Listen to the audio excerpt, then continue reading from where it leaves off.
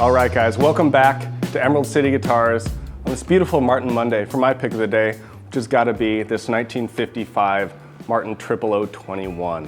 When people talk about vintage acoustic guitars or vintage Martins specifically, a number of words come up, these buzzwords that you hear all the time, things like Brazilian Rosewood, like Adirondack Spruce, like hide glue construction, things that people know are desirable and know are cool, but they don't really know why.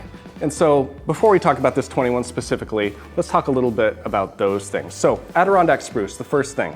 Martin used Adirondack for a long time because it grew right next to their factory in the Pocono region of Pennsylvania. So it was really more of a convenience thing, but something that's really cool about Adirondack, as opposed to Sitka or other kinds of spruces, is that its strength to weight ratio is exceptional. While it's extremely strong with the grain in this X region, it's still able to vibrate in the Y direction. And what that means in terms of guitars is that we can make a very, very thin top that's very easy to move and that vibrates freely, but that's still structurally sound and won't collapse. So when we have a top with very little mass, it means it's a lot easier to move. We're gonna get a lot more volume and a lot more response all across the spectrum, but specifically on the low end. So once the Second World War came about, the strength to weight ratio of this Adirondack spruce did not go unnoticed by the military, who at that time was building gliders in absolutely incredible numbers, for which they needed a ton of really lightweight material that was strong. They used a ton during the war, but not all of it. So once the war ended, there was still some good quality old Adirondack available, which allowed Martin to continue using it until sometime in 1959 when it was phased out, when Sitka spruce from the upper Northwest, where we're at right now, became more economically viable for them. Next thing we're gonna talk about, Brazilian Rosewood. This is Brazilian Rosewood back. Sort of the forbidden fruit of the guitar industry. It's of course on CITES Appendix 1, CITES being the Convention on International Trade of Endangered Species, Appendix 1 basically being their most restricted distinction. Now what that means is that the trade of raw lumber as well as finished products like guitars is extremely, extremely restricted. The reason that it's on this CITES list is because in the 50s and 60s and 70s it was grossly over-harvested. Partially for the guitar industry, people like Martin, like Gibson, big companies like that used Brazilian for a long time, but the Brazilian rosewood that was used in the guitar industry was a virtual drop in the bucket compared to Brazilian used by the furniture industry.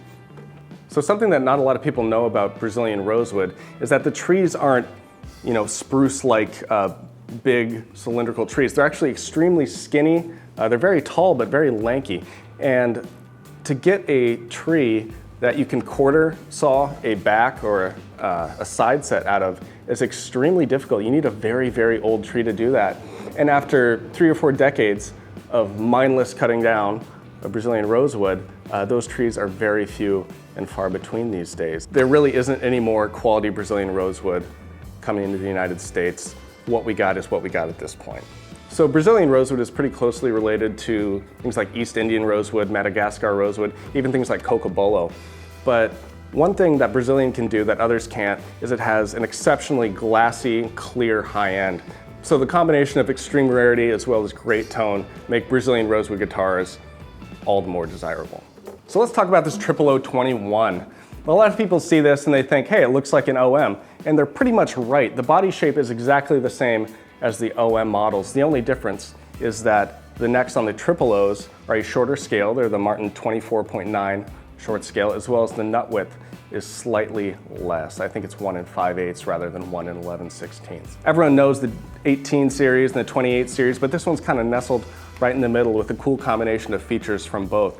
As we discussed earlier, of course, it has the Brazilian rosewood back and sides, really nice Adirondack top.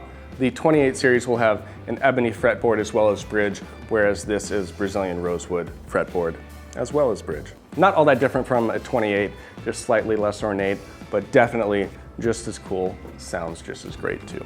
The top has been lightly oversprayed around these areas of really severe wear just to seal that bare wood, which really isn't a bad thing at all. This guitar has a really great neck angle. It had a fantastic reset done. I'm not sure by who, but they did a really great job. It's got plenty of saddle right here for years and years of really great playing. It plays fantastic all the way up and down the fretboard. The neck is a really comfortable, soft V carve. It's just a joy to play. The bridge plate at some point has been replaced, but whoever did it did a really great job. It is maple just like the original, and that's what we like to see. It's the original size. It's not a big, ugly, oversized bridge plate like sometimes you'll see people do. So all in all, it's just a gorgeous, crack-free, totally issue-free vintage Martin. It plays great, it sounds great. So let's sit down, strum a couple chords. I'll show you what I'm talking about.